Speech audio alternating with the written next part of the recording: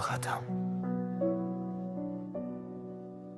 bunu deyəndə belə səsim əsir. Canım atam, ömrün əzabla keçdi. Daşıdın, dözdün, amma bir dəfə də şikayət etmədin. İndi məndən çox uzaqdasan, bunu qəbul etmək. Hələ də mənə ağır gəlir, qara torpağın altında olduğunu bilmək. Adamın içini səssiz parçalayır. Gecələr səsini axtarıram. Adını içimdə pıçıldayıram, dualarımda sənə yer ayırıram. Atam, səni sağkən layiqincə dəyərləndirə bilmədik, bunu demək belə. Ürəyimi yandırır sən xəstə olanda belə. Yenə bizi düşünərdin, özün üçün heç nə istəməzdin, ailən varkən özünü unudardın, yeməzdin. Amma bizi doyuzdurardın, geyinməzdin. Amma bizi üşütməzdin, soyuğa özün dözərdin.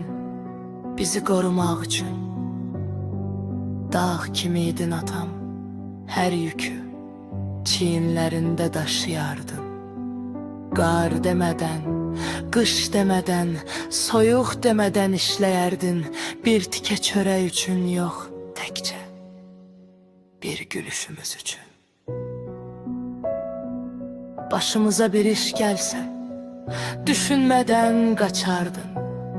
Bir şeyimiz olmasa belə, ürəyin qorxudan çırpınardı, biz üzülərdik.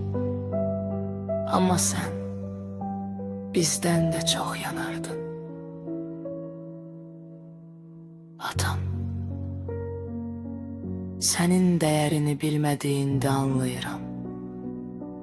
Amma bu anlayış çox gec gəldi. Yoxluğunu heç nə doldurmur. Bu ev susqundur.